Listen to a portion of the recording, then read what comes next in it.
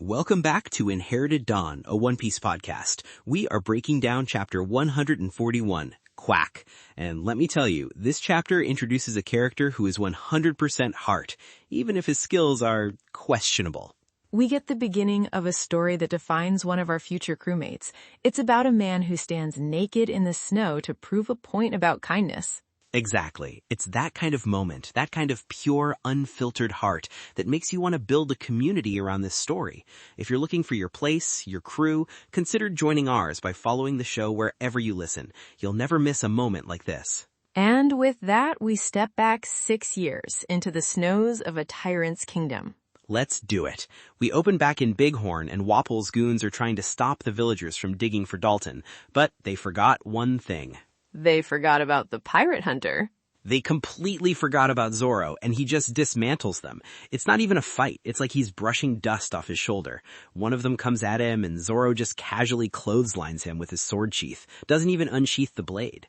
It's a perfect showcase of the power gap. These are supposed to be the enforcers of a kingdom, and to Zoro, they're a mild inconvenience on his way to a nap. It's reminiscent of how Shanks handled the mountain bandits in Chapter 1. The threat level is so low that drawing a blade would be an insult to the blade itself. That's a great point. It's that same energy. He's not even taking them seriously as opponents. He's treating them like a chore that needs to be done before he can get back to business. And his business is usually sleeping. The disrespect is just chef's kiss. He tells them, "Get out of the way. I don't care about your country, but my friend is sick and we need a doctor." His motivations are always so beautifully simple. They are crew-focused. He isn't here to be a hero for Drum Kingdom. He is here because Nami's health is at stake, and these men are an obstacle to that goal. Everything else is secondary. It shows his growth from the lone wolf bounty hunter. Back in Shellstown, he was only in it for himself. Now his priorities are completely tied to the well-being of the Straw Hats. Absolutely. He basically just tells them to get lost so the villagers can work. He's not doing it for glory. He's doing it because it's the right thing to do and these guys are in the way. It's that simple, quiet nobility he has. He's like a guard dog for the crew's mission. He doesn't need praise or thanks. He just needs the path to be clear. And if you're in the path, well, you're gonna have a bad day. The villagers are left completely stunned. They just see this green-haired swordsman appear out of nowhere, neutralize their oppressors without breaking a sweat, and then lean against a wall as if nothing happened. To them, he must seem like a spirit of vengeance. A superpowered spirit of vengeance. And with the guards gone, the villagers can finally search for Dalton in the avalanche. It's a desperate scene. They're just digging with their bare hands in the snow. The panels really convey the urgency and the cold. You can almost feel the frostbite setting in. They find him. He's alive, but it looks bad. Really bad. The way they describe him as being in a critical state is no joke. He took the full force of that avalanche to protect them. You can see the blood in the snow, the broken look on his face. This guy is a tank. We saw him transform, but even a Zoan type has his limits. This is what inspires loyalty. Wapol rules by fear, by controlling resources like medicine. Dalton leads by sacrifice. The villagers are digging for him because he was willing to die for them first. It's the entire contrast of the arc right there in the snow. Wapol fled the kingdom when Blackbeard attacked. Dalton stood his ground. And now, even after Wapol's return, he stood up to him again. A true leader versus a guy who just wears a crown. Dalton got buried under his own principles, literally. He stood for the people and a mountain fell on him for it. And what did the people do? They try to dig the mountain out of the way with their bare hands to save him. That's loyalty you can't buy. That's respect. It also establishes the character of the people of Drum. They are not just helpless victims. They are resilient and they are loyal to those who show them kindness. It's a small detail, but it makes the fight for this kingdom feel more meaningful. You're not just saving a place, you're saving its people and their capacity for this kind of devotion. Exactly. You want to see these people win. Now, speaking of the guy we want to see lose, we cut to the top of Drum Rock, to the castle. Chopper's there and he knows. His animal senses are on high alert. He says, he's back. Wapol's back. The dread in that. It's not anger, not yet. It's fear. A deep learned fear from years of whatever this guy put him and his country through. He knows exactly what Wapol's return means. And sure enough, there he is. Wapol, Chess, Kudamarimo, riding that hippo up the side of the mountain, finally reaching their old home. And Wapol's first words are so indicative of his character. He's not concerned about his people or what happened to his kingdom. He's just happy to be back in his castle, ready to eat and relax. His entire worldview is centered on his own comfort and gratification. He's the walking definition of gluttony and selfishness, but something's off for him. He gets to the top and he's like, all right, time to be king again. But then he looks up.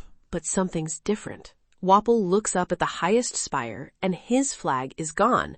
In its place is a different one. And it's an amazing design. As a guy who appreciates a good symbol, this one is top tier. It's a skull, which you expect from a pirate story, but behind it are these crossed bones that look like cherry blossom branches, with petals falling. It's not a flag of conquest or piracy.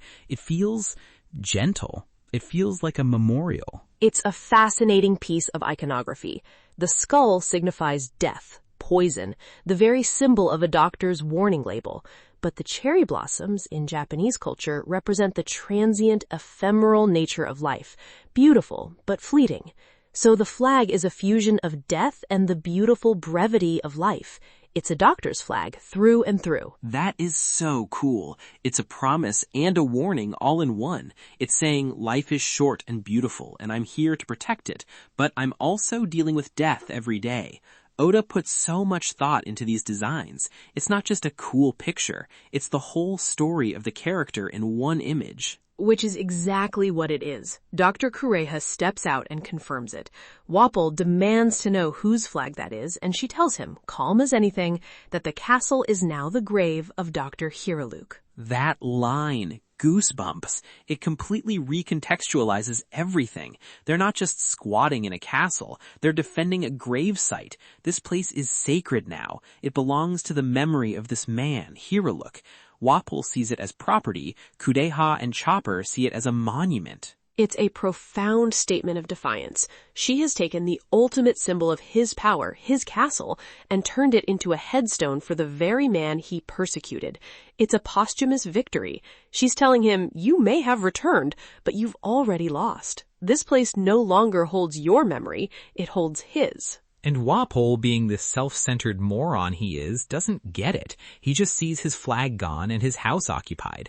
He has no concept of sentiment or legacy. He just screams, "This is my castle, my country." And the moment the bad guy shows up and starts making demands, Luffy's first and only instinct is to punch him. No questions asked. No hesitation. Sees a friend in trouble, sees a bad guy talking trash, and the fists start flying. That's our captain. He simplifies the situation down to its core components immediately. And the core component here is that Wapol needs to be launched off this mountain. He doesn't need to know the history of the flag or the politics of the doctor hunt. He just knows that Chopper and Dr. Kureha are scared and angry, and Wapol is the cause. Problem meet fist. It's his defining trait. In Alabasta, he couldn't comprehend the complex political reasons for the Civil War. He just knew he had to beat the man making his friend cry. Here, it's the same principle on a smaller scale. He's a force of moral clarity in a world of gray ambiguities. He arrives, identifies the source of suffering, and removes it. He's the ultimate problem solver. You got a problem? He's gonna punch it till it's not a problem anymore. And you know what? It usually works. This confrontation, this flag, it's the trigger. It sends us into the past to understand why this place is so important. We go back 6 years. And we see Wapol in his prime as king. And his first act that we see, he issues a decree banning every single doctor from the kingdom. They're exiled, hunted. It's called the Doctor Hunt. He allows only 20 doctors, the Ishi 20, to remain, and they work exclusively for him. This isn't an act of madness. It's a chillingly rational strategy of control. This is just pure, calculated evil. It's not just a power trip. It's a strategy. If you're the only one with access to medicine, you control who lives and who dies. The entire country becomes your hostage. A simple cold, a broken bone, a sick child, all of it becomes a death sentence unless you beg the king for help. That's not being a king. That's being a monster. It's a terrifyingly effective form of tyranny.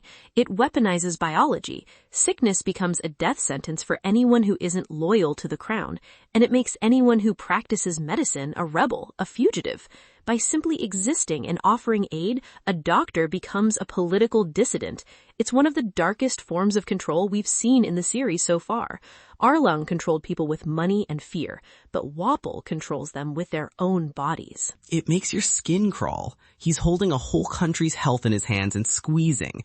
And you just know those issue 20 doctors aren't treating people out of the goodness of their hearts. They're probably just as corrupt, living the high life in the castle while everyone else suffers. It creates a system of absolute dependency. The state, embodied by Wapol, becomes the sole arbiter of life and death. To defy the king is to accept death by illness or injury. It's a perfect closed loop of oppression. And who are the two rebels we meet? The two brave souls who defy this perfect system? Dr. Korea, who we already know, and this new character, Dr. Hiriluk. But the introduction we get for him is not what you'd expect. Not at all. We see him running through a town, and the villagers aren't hailing him as a savior. They're chasing him out with brooms and rocks. They call him a fake doctor, a quack. They say they fear his treatments more than they fear Wapol. Oda, you beautiful madman, the hero of this story, the man whose grade is so sacred it's defended to the death, is a terrible doctor. He's a charlatan who apparently destroys lives with his attempts to heal. One villager yells that Hiriluk turned his dad's back pain into full-body agony. Another one says his whole house exploded after taking Hiriluk's medicine. This isn't just malpractice, this is medical terrorism. It immediately makes him more compelling than some legendary, flawless physician. His reputation is in the gutter, but he's still one of the only two people with the courage to defy the king. What does that say about his character? It suggests a man driven by a conviction so powerful that it completely overrides his lack of talent and the world's perception of him. It says his heart is bigger than his skill set. That's what it says. He has the will, the spirit of a true doctor, even if he doesn't have the talent. And we see that spirit in action right away. This guy is the living embodiment of it's the thought that counts. Except his thoughts are causing explosions. He has the desire to heal, but not the aptitude. It's a tragic, almost comical combination. He is a rebel against the king, but he's also a menace to the very people he's trying to save.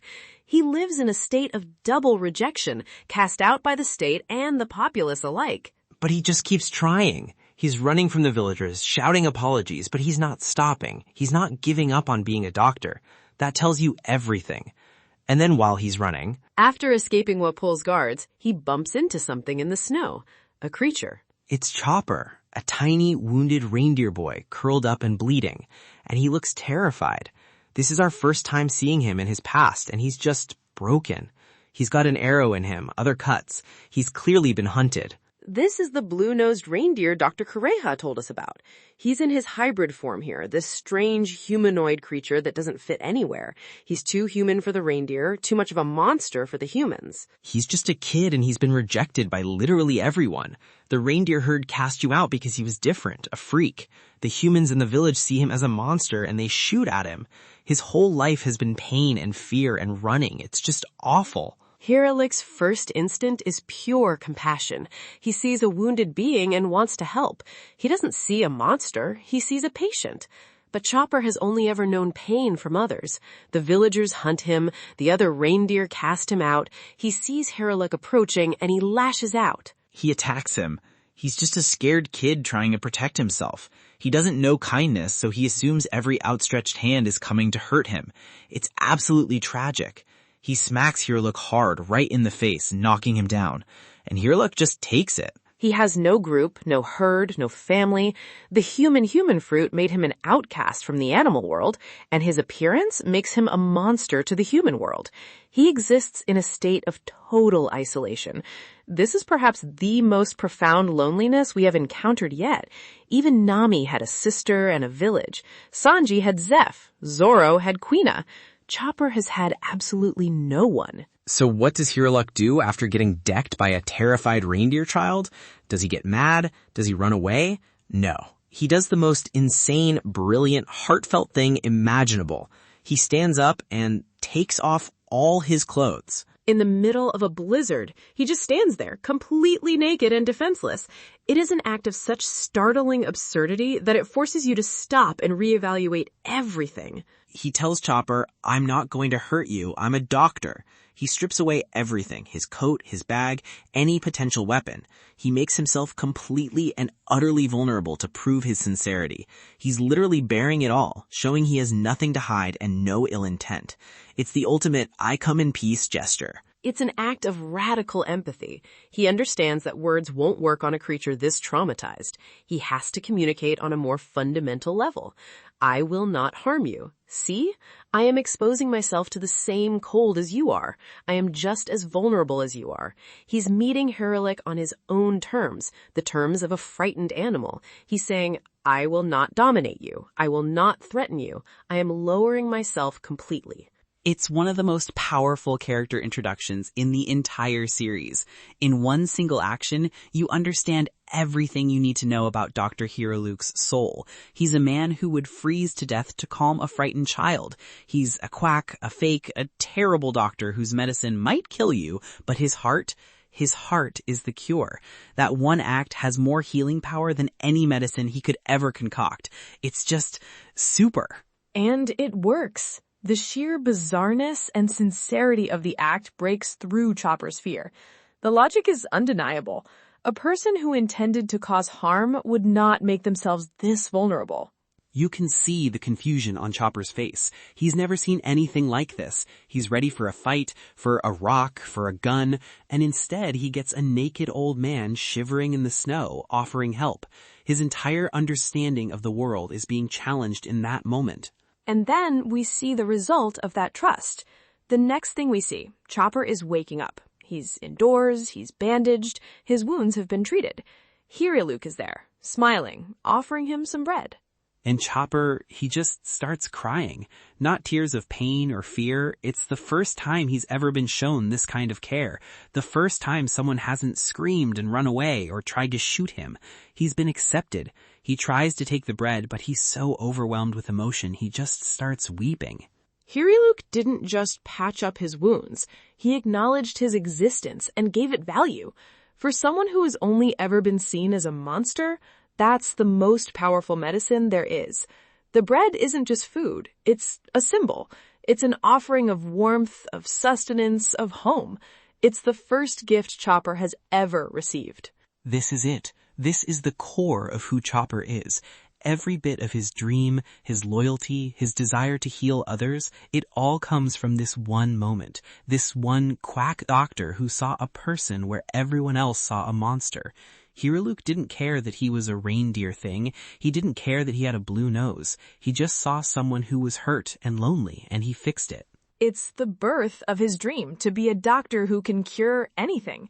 It's not just about curing disease. It's about curing loneliness, curing a broken heart, curing the sickness of being an outcast. Hiriluk cured the core wound in Chopper's soul, and now Chopper wants to pay that forward to the entire world. Super. That is the foundation of a Straw Hat right there. Finding the person who saves your soul and dedicating your life to their memory and their dream. It's perfect. Luffy has Shanks and the promise of the hat. Zoro has Quina and the promise of becoming the world's greatest. Sanji has Zeph and the all blue. Nami has Belle-Mare and the freedom of her village. Now we see Chopper has Hiriluk. It's the theme of found family, right from its very seed. Hiriluk was Chopper's first family, the first person to give him a home and, as we'll learn, a name. Absolutely. And we just saw him get accepted, and that whole flashback hit so hard. It's about finding your place, your crew. And speaking of crews, if you feel a connection to this story, let us know what you think in the comments. We read every one of them, and it's cool to see what moments land with everyone else. Okay, predictions. Where does the flashback go from here? All right, I've got two. First, we're going to see a montage of Hiriluk's treatments. We'll see him trying to cure villagers, and it'll all go comically horribly wrong, like explosions, people's hair falling out, turning weird colors, the works. It'll establish his reputation as a quack, but also show that his heart is always in the right place. It'll be a way for Oda to show us, not just tell us, why everyone thinks he's a menace. I like that. It would balance the deep emotional core we just witnessed with some classic Oda comedy. It would also serve to further illustrate the tragedy of his character. His intentions are pure gold, but his results are catastrophic. It would be funny, but with a layer of sadness underneath. Exactly. You'd be laughing, but you'd also feel bad for the guy. My second prediction is about the present day. Back on top of the mountain, Wapol is going to order Chess and Kuramarumo to attack Kureha and Chopper, but Luffy, who has already started fighting, is going to intercept them with a gum-gum bazooka that sends one of them flying right back down the mountain. A classic get off my friend's lawn moment to show Wapol he's not dealing with regular people anymore. A definitive statement from the future king, an assertion of his protection over this new person he's just met. That feels very plausible. Okay, my turn. My first prediction is that we're going to learn the meaning behind the cherry blossoms on Hiriluk's flag. He wasn't just a doctor, he was a researcher. I think he was working on a project to make cherry blossoms bloom in the winter of Drum Kingdom. It was his real dream, to cure the sick heart of the country itself by showing it something beautiful.